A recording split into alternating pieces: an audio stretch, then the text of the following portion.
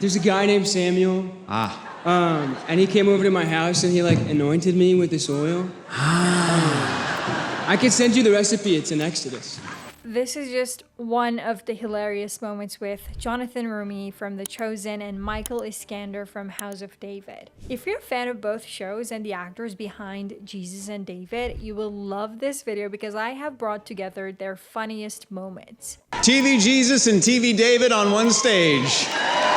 You might be wondering what these two are doing together. Well, it turns out that John Irwin, the creator of House of David, and Dallas Jenkins, who you know, are friends. And before House of David even came out, the two discussed whether the two shows could be in the same universe. They thought about doing crossovers. They decided not to do it and said that it would be better if they kept the shows separate. But now, since both shows are on Prime Video and are about biblical stories, they do promotion together. Jesus and David, take 2, scene 2, whatever. Take 1, scene 2.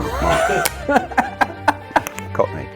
By the way, the crossover option has not been fully abandoned. It looks like both actors want to be involved in the other's show. Michael revealed that he cried watching every single episode of The Chosen and he wanted to play a younger version of the David we see on the show. Who would you play if you were on the show? Yeah. And I said, maybe King David. And they said, yeah, maybe. And then fast forward. But something bigger happened and he got to lead House of David, but he still wants to be involved in a flashback scene in The Chosen, and Jonathan is interested in it too. Two worlds colliding. I know. How do you feel about a crossover? I'm down. Is there a flash forward somewhere? Okay. I should keep my mouth quiet. The fact that Michael said I should be quiet about this is telling me everything I need to know. The crossover might actually be on the table, or am I being delusional? And on K-Love Fan Awards, Jonathan and Michael acted like this was the crossover no one asked for. Hello? I did? I'd say it must be the crossover event literally no one asked for, but everyone got. So, there you go. Right. Regardless of the crossover happening, I just want to say I'm glad Jonathan gets to talk to and sort of mentor Michael because Jonathan has been in this industry for decades and Michael is a newcomer. He'll need Jonathan's guidance for sure. I know I said this would be a compilation of funny moments, but I have to share this. During one of their interviews together, Michael started to get really emotional when they talked about God and faith.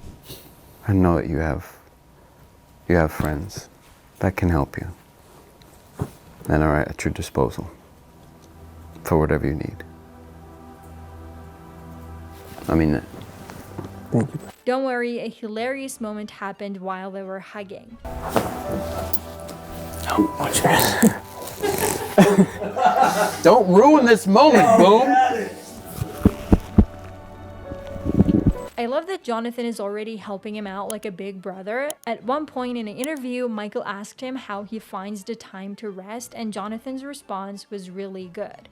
One of the questions I wrote down for you was, how do you rest? And I'm still trying to figure that out. I may be the wrong person to answer that question. They have such a big brother, little brother dynamic. I love it.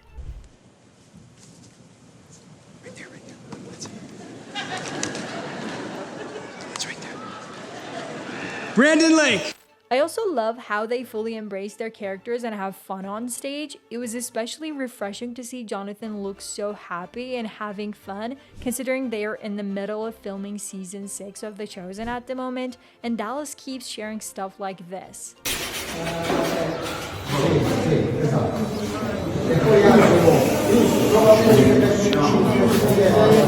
Here's one of my favorite moments from the awards show. For someone who's technically my great-great-great-great-great-great-great-great-great-great-great-great-great-grandfather, count 'em. Count 'em. It does become a habit for them to repeat this bit every time they see each other, I guess. It's how they greet each other. Hello, great-great-great-great-great-great-great-great-great-great-great-grandfather. The two also like to talk about the differences between their characters. This is the Old Testament meets the New Testament. You brought salvation, and I brought a harp and trauma. And that's a power duo if I've ever seen one. Jonathan also leaned in on the distinctions between Jesus and David, and their interaction was priceless. That's right, you slayed giants, wrote psalms. danced half naked in public. Okay. Michael had his explanation ready to go. It was a moment, okay? I was worshiping, and the spirit moved, and so did my clothes.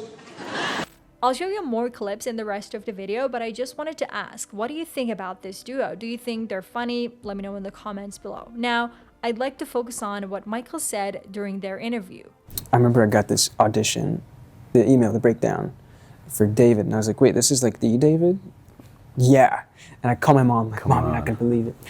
And she's like, okay, you better do a good job on this one. And I'm like, yeah, I'm Don't screw it up. Yeah. It looks like he has a great relationship with his mother, who prayed for him to get the role on House of David. Has she called John Irwin yet saying, no, you need to rewrite this script because this is not what my son is going to do?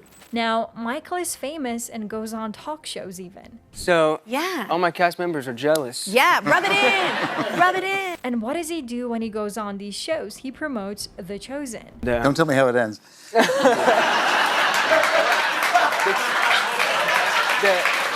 The book came out. The book came out like 2,000 years ago. Now, do you remember the clip I showed you at the beginning where Michael was talking about Samuel and how he anointed David with oil? There's a guy named Samuel. And he came over to my house and he like anointed me with this oil. I can send you the recipe. It's in Exodus. You won't believe how this was a response to Jonathan's this question. Your skin is impossibly glowy. Isn't his skin glowy? And after Michael's response, Jonathan was like, I'll take a case. Let's finish this video with 2 more clips. This is how they talked about their characters' relationship with music. Man had feelings and a Spotify playlist to match. Yeah, he was the original sad boy psalmist, and music helped him stay close to God. Before I show you the last one, don't forget I have many funny videos of the Chosen cast on my channel. Don't forget to check them out. See you in another video. Even when your life feels like Psalm 88. That's the dark one, y'all. It's no happy ending. No happy ending, just vibe.